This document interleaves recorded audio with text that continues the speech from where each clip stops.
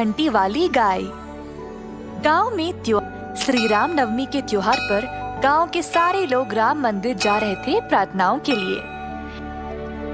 ग्राम प्रधान चंद्रसेना ने पूजा पाठ की वस्तुएं सोने के रूप में लाए और मंदिर में दान कर दिया।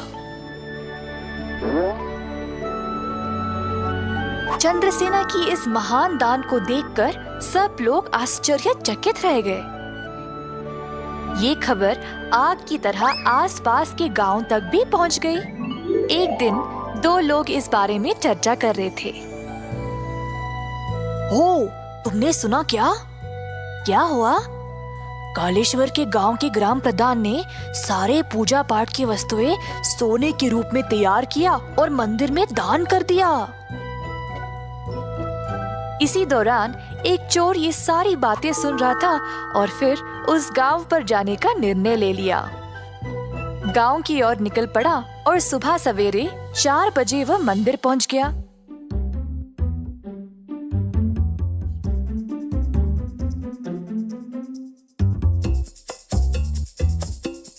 चोर ने मंदिर की कक्ष के दरवाजे को खोलने की कोशिश की। जब खुला तो अंदर सोने की वस्तुएं देखकर चकित रह गया। जल्दी में उसने आगे की सीढ़ी नहीं देखी और फिसल गिर पड़ा। जो भक्त मंदिर में सो रहे थे जाग गए और तुरंत उस दिशा में गए। चोर वहां से जल्दी भागना चाहता था। तुरंत उसने एक सोने की घंटी उठाई और वहां से भाग निकला।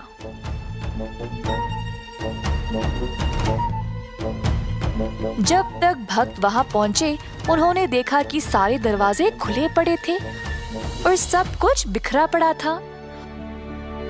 उनको समझ आ गया कि वहां चोरी हुई थी। सब चीजों में से सोने की घंटी गायब है।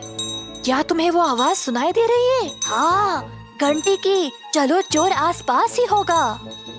जैसे चोर भाग रहा था, घंटी बजी जा रही थी और लोग भी घंटी की आवाज सुनते सुनते चोर का पीछा कर रहे थे। चोर को समझ नहीं आया कि वह क्या करे। उसने घंटी को पास वाले खेत में एक गाय के गले में बांध दिया और भाग गया। जैसे घंटी बजना बंद हुई, लोगों को समझ नहीं आया कि चोर किस दिशा में भागा। हर जगह ढूंढकर वापस चले गए। अगले दिन चोर वापस खेत पर आया और घंटी गाय से वापस लेने की कोशिश की, परंतु गाय उससे दूर भागने लगी। चोर भी गाय के पीछे भागने लगा। गांव वालों ने ये देखा और जानना चाहा कि ये आदमी गाय के पीछे क्यों भाग रहा था।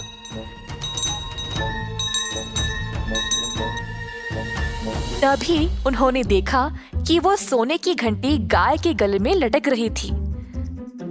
अब सबको समझ आ गया कि वही आदमी ने चोरी की थी। सब उसके पास आए और उसको रंगे हाथ पकड़ लिया। इस कहानी में हम ये सीखते हैं कि अपने पापी कर्मों से चाहे हम कितना भी दूर भागने की कोशिश करें, वे कभी मिटते नहीं।